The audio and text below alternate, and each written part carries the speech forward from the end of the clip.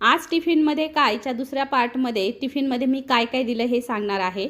तर काकडी आणि टोमॅटो आणि गाजर सध्या मार्केटमध्ये इतकं चांगल्या क्वालिटीचं नाही आहे, त्याच्यामुळे मी गाजर आणलं नाही।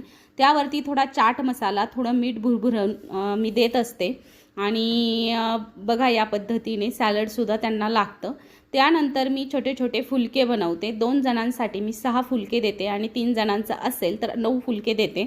त्याचसोबत वरण भात, पातळ भाजी, सुक्की भाजी, सॅलड आणि लोणचं, चटणी वगैरे सुद्धा देते। तर चपाती फुलके भरून झालेले आहेत, त्याच्यानंतर भात देते। भात त्यांना कोलमचा लागतो आणि आम्हाला लागतो इंद्रायणी। सध्या घरात भातावरून सुद्धा थोडंसं चालू आहे की दुपारी मला हाच भात लावावा लागतो आणि आहू म्हणतात की आपल्याला इंद्रायणीच कर, पण असोच थोडंसं करतो ॲडजस्ट। शेपूची भाजी भरलेली आहे, त्याच्यानंतर भोपळ्याची पातळ भाजी बनवलेली आहे इथे मी। जर तुम्हाला रेसिपी पाहिजे असतील तर मला कमेंट करून नक्की सांगा।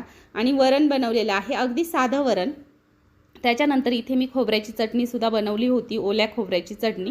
तर या पद्धतीचा अगदी फुलफिल असा टिफिन मी त्यांना देते आणि त्यांना विशेष म्हणजे आवडतो, हे माझ्यासाठी खूप समाधानाची गोष्ट आहे।